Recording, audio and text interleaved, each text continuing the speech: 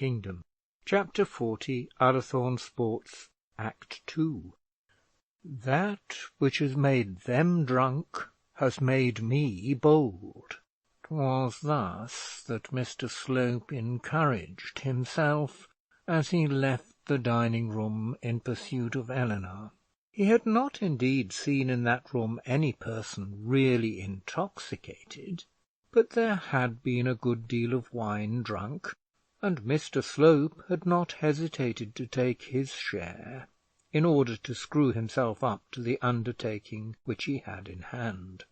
He is not the first man who has thought it expedient to call in the assistance of Bacchus on such an occasion. Eleanor was out through the window and on the grass before she perceived that she was followed. Just at that moment the guests were nearly all occupied at the tables. Here and there were to be seen a constant couple or two who preferred their own sweet discourse to the jingle of glasses, or the charms of rhetoric which fell from the mouths of the Honourable George and the Bishop of Barchester, but the grounds were as nearly vacant as Mr Slope could wish them to be. Eleanor saw that she was pursued, and as a deer, when escape is no longer possible, will turn to bay and attack the hounds, so did she turn upon Mr Slope. "Pray don't let me take you from the room," said she, speaking with all the stiffness which she knew how to use. "I have come out to look for a friend. I must beg of you, Mr Slope, to go back." But Mr Slope would not be thus entreated. He had observed all day that Mrs Bold was not cordial to him, and this had, to a certain extent, oppressed him; but he did not deduce from this any assurance that his aspirations were in vain. He saw that she was angry with him. Might she not be so, because he had so long tampered with her feelings? Might it not arise from his having, as he knew was the case, caused her name to be bruited about in conjunction with his own, without having given her the opportunity of confessing to the world that henceforth their names were to be one and the same? Poor lady! He had within him a certain Christian conscience-stricken feeling of remorse on this head.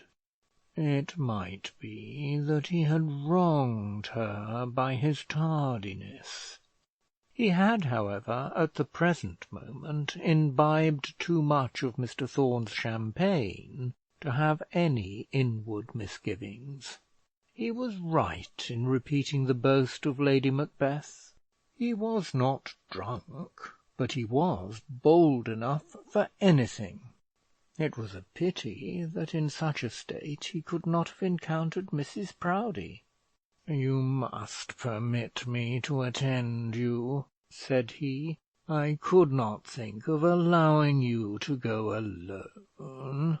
"Indeed you must, Mr Slope," said Eleanor, still very stiffly, "for it is my special wish to be alone."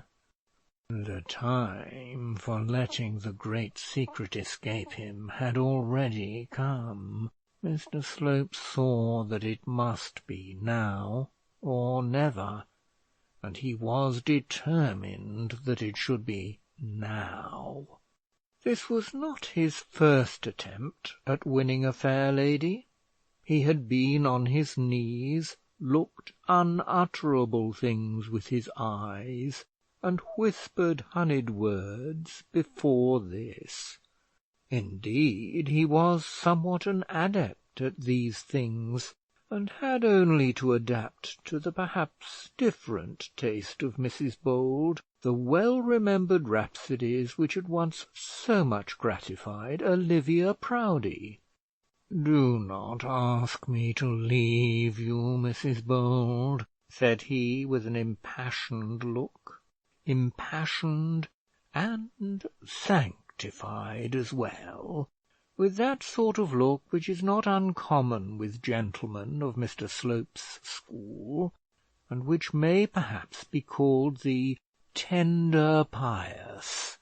Do not ask me to leave you till I have spoken a few words with which my heart is full, which I have come hither purposely to say." Eleanor saw how it was now. She knew directly what it was she was about to go through, and very miserable the knowledge made her. Of course she could refuse Mr Slope, and there would be an end of that, one might say; but there would not be an end of it as far as Eleanor was concerned. The very fact of Mr Slope's making an offer to her would be a triumph to the archdeacon, and in a great measure a vindication of Mr Arabin's conduct.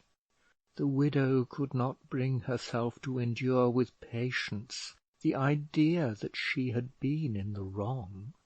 She had defended Mr Slope.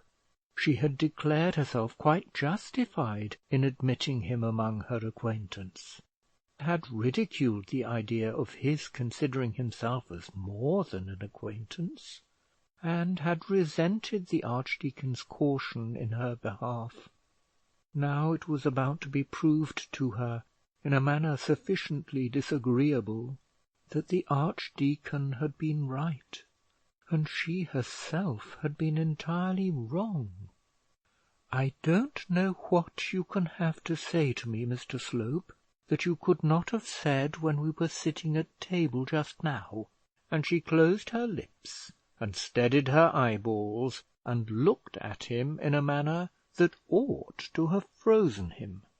But gentlemen are not easily frozen when they are full of champagne, and it would not at any time have been easy to freeze Mr Slope.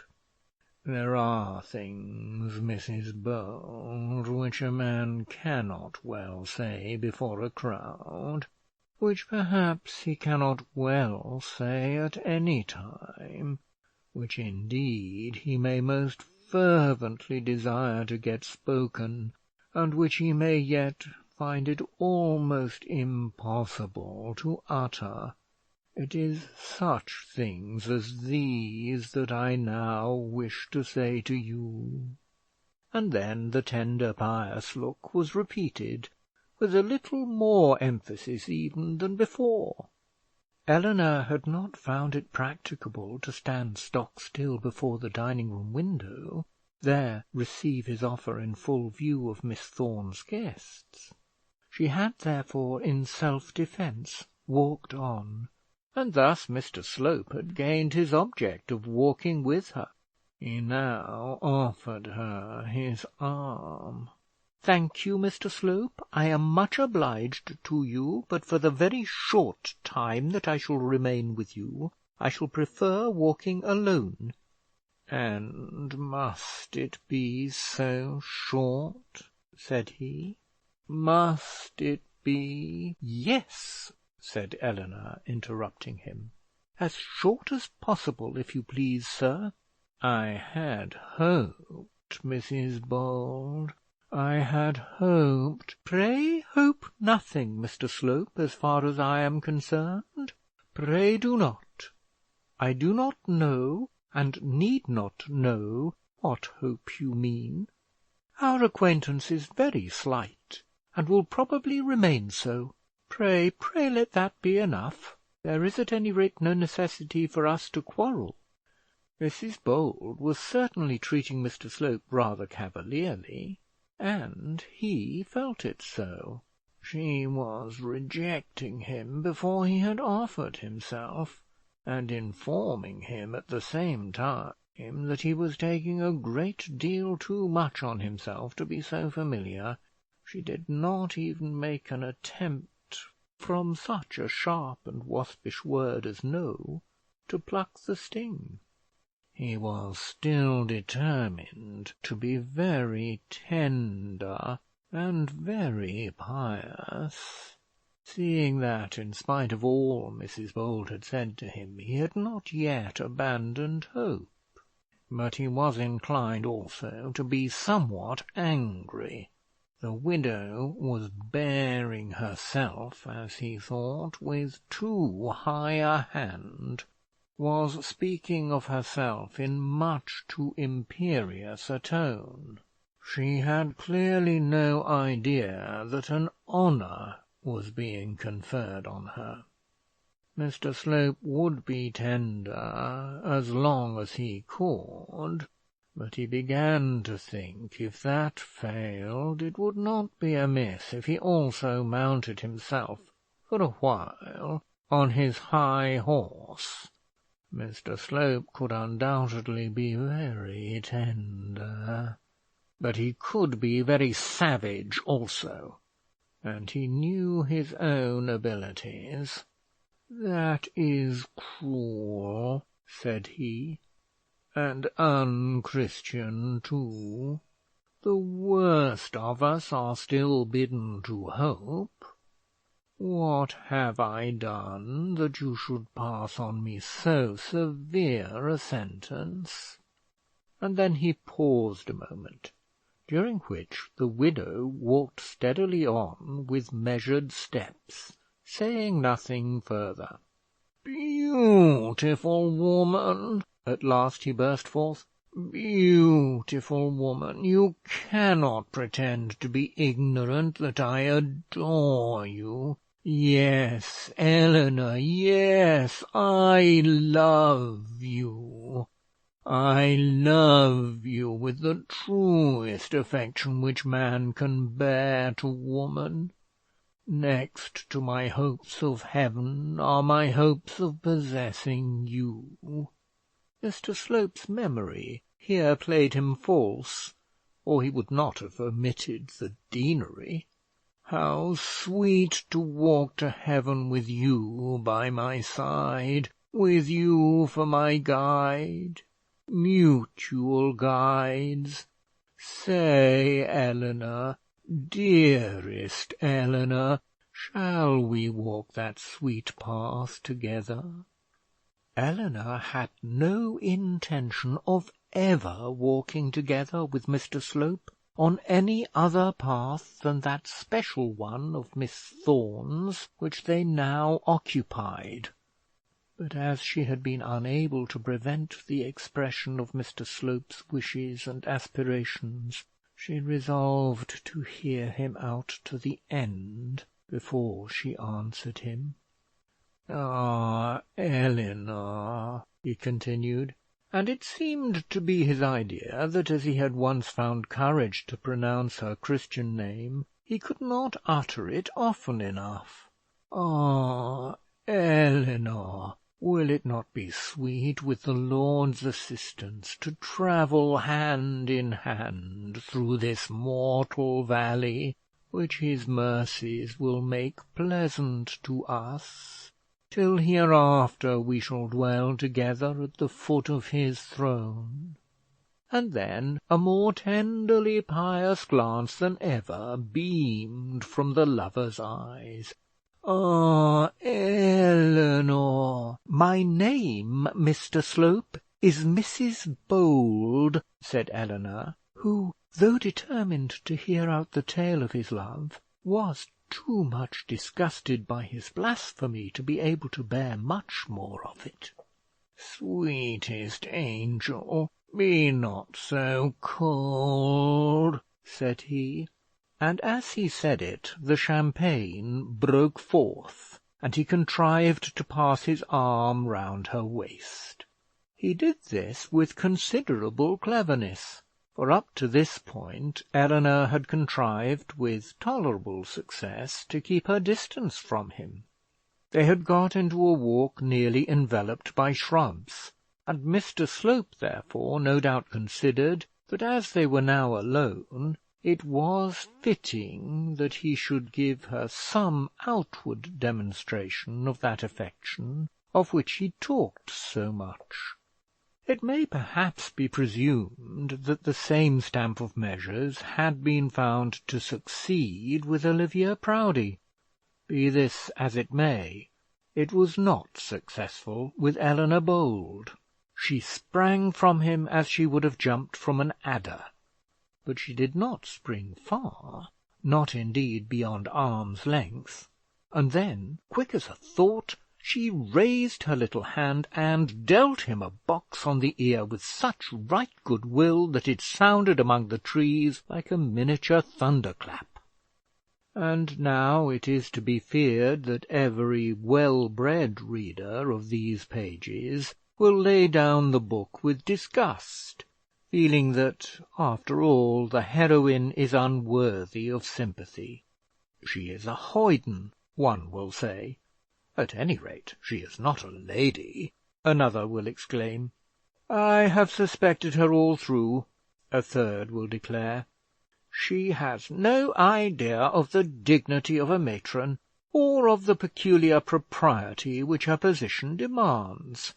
At one moment she is romping with young Stanhope, then she is making eyes at Mr. Arabin.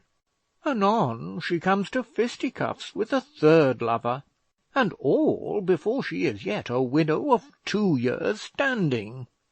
She cannot altogether be defended, and yet it may be averred that she is not a hoyden, not given to romping, nor prone to boxing. It were to be wished devoutly that she had not struck Mr. Slope in the face.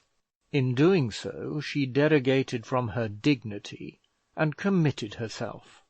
Had she been educated in Belgravia, had she been brought up by any sterner mentor than that fond father, had she lived longer under the rule of a husband, she might perhaps have saved herself from this great fault. As it was, the provocation was too much for her, the temptation to instant resentment of the insult too strong. She was too keen in the feeling of independence, a feeling dangerous for a young woman, but one in which her position peculiarly tempted her to indulge. And then Mr. Slope's face, tinted with a deeper dye than usual by the wine he had drunk, simpering and puckering itself with pseudo-pity and tender grimaces, seemed specially to call for such punishment. She had, too, a true instinct as to the man. He was capable of rebuke in this way, and in no other. To him the blow from her little hand was as much an insult as a blow from a man would have been to another. It went directly to his pride. He conceived himself lowered in his dignity, and personally outraged. He could almost have struck at her again in his rage. Even the pain was a great annoyance to him, and the feeling that his clerical character had been wholly disregarded sorely vexed him. There are such men who can endure no taint on their personal self-respect, even from a woman, men whose bodies are to themselves such sacred temples that a joke against them is desecration, and a rough touch downright sacrilege. Mr. Slope was such a man, and therefore the slap on the face that he got from Eleanor was, as far as he was concerned, the fittest rebuke which could have been administered to him. But, nevertheless, she should not have raised her hand against the man. Ladies' hands, so soft, so sweet, so delicious to the touch, so graceful to the eye, so gracious in their gentle doings, were not made to belabour men's faces.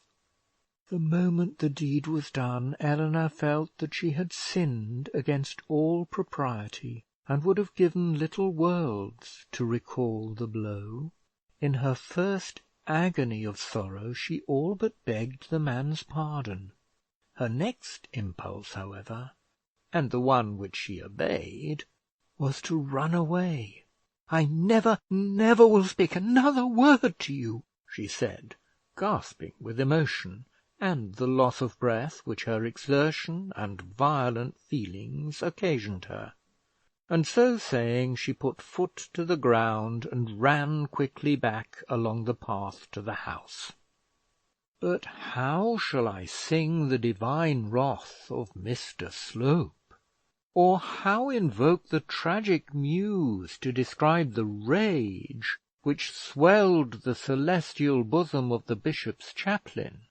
Such an undertaking by no means befits the low-heeled buskin of modern fiction. The painter put a veil over Agamemnon's face when called on to depict the father's grief at the early doom of his devoted daughter. The god, when he resolved to punish the rebellious winds, abstained from mouthing empty threats.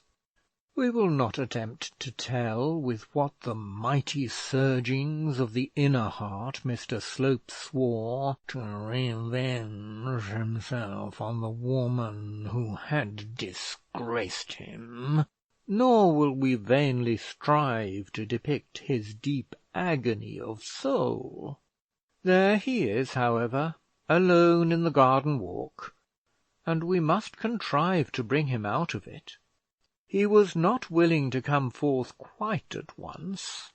His cheek was stinging with the weight of Eleanor's fingers, and he fancied that everyone who looked at him would be able to see on his face the traces of what he had endured.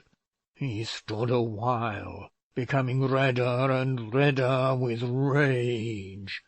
He stood motionless, undecided, glaring with his eyes, thinking of the pains and penalties of Hades, and meditating how he might best devote his enemy to the infernal gods with all the passion of his accustomed eloquence. He longed in his heart to be preaching at her. 'Twas thus that he was ordinarily avenged of sinning mortal men and women. Could he at once have ascended his Sunday rostrum and fulminated at her such denunciations as his spirit delighted in, his bosom would have been greatly eased. But how preach to Mr Thorne's laurels? Or how preach indeed at all in such a Vanity Fair as this now going on at Ullathorne? And then he began to feel a righteous disgust at the wickedness of the doings around him. He had been justly chastised for lending by his presence a sanction to such worldly lures. The gaiety of society, the mirth of banquets, the laughter of the young, and the eating and drinking of the elders were, for a while, without excuse in his sight. What had he now brought down upon himself by sojourning thus in the tents of the heathen? He had consorted with idolaters round the altars of Baal, and therefore a sore punishment had come upon him. He then thought of the Signora Neroni, and his soul within him was full of sorrow. He had an inkling, a true inkling, that he was a wicked, sinful man, but it led him in no right direction. He could admit no charity in his heart. He felt debasement coming on him, and he longed to shake it off, to rise up in his stirrup, to mount to high places and great power, that he might get up into a mighty pulpit and preach to the world a loud sermon against Mrs. Bold. There he stood, fixed to the gravel, for about 10 minutes, Fortune favoured him so far that no prying eyes came to look upon him in his misery. Then a shudder passed over his whole frame. He collected himself and slowly wound his way round to the lawn, advancing along the path and not returning in the direction which Eleanor had taken. When he reached the tent, he found the bishop standing there in conversation with the Master of Lazarus. His lordship had come out to air himself after the exertion of his speech. "This is very pleasant, my lord, is it not?" said Mr Slope, with his most gracious smile, pointing to the tent. "Very pleasant. It is delightful to see so many persons enjoying themselves so thoroughly." Mr Slope thought he might force the bishop to introduce him to Dr Gwynne. A very great example had declared and practised the wisdom of being everything to everybody, and Mr Slope was desirous of following it. His maxim was never to lose a chance. The bishop, however, at the present moment was not very anxious to increase Mr Slope's circle of acquaintance among his clerical brethren. He had his own reasons for dropping any marked allusion to his domestic chaplain, and he therefore made his shoulder rather cold for the occasion. "Very, very," said he, without turning round or even deigning to look at Mr Slope. "And therefore, Dr Gwynne, I really think that you will find that the hebdomadal board will exercise as wide and as general an authority as at the present moment. I, for one, Dr Gwynne—" "Dr Gwynne," said Mr Slope, raising his hat, and resolving not to be outwitted by such an insignificant little goose as the Bishop of Barchester. The Master of Lazarus also raised his hat and bowed very politely to Mr Slope. There is not a more courteous gentleman in the Queen's dominions than the Master of Lazarus. "My lord," said Mr Slope, "pray do me the honour of introducing me to Dr Gwynne. The opportunity is too much in my favour to be lost." The bishop had no help for it. "My chaplain, Dr Gwynne," said he, "my present chaplain, Mr Slope." He certainly made the introduction as unsatisfactory to the chaplain as possible, and by the use of the word present seemed to indicate that Mr Slope might probably not long enjoy the honour which he now held. But Mr Slope cared nothing for this. He understood the innuendo and disregarded it. It might probably come to pass that he would be in a situation to resign his chaplaincy before the bishop was in a situation to dismiss him from it. What need the future Dean of Barchester care for the bishop or for the bishop's wife? Had not Mr Slope, just as he was entering Dr Stanhope's carriage, received an all-important note from Tom Towers of the Jupiter? Had he not that note this moment in his pocket? So, disregarding the bishop, he began to open out a conversation with the Master of Lazarus. But suddenly an interruption came, not altogether unwelcome to Mr Slope.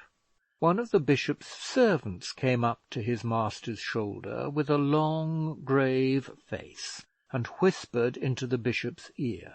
"What is it, John?" said the bishop. "The Dean, my lord. He is dead." Mr Slope had no further desire to converse with the Master of Lazarus, and was very soon on his road back to Barchester. Eleanor, as we have said, having declared her intention of never holding further communication with Mr Slope, ran hurriedly back towards the house. The thought, however, of what she had done grieved her greatly, and she could not abstain from bursting into tears.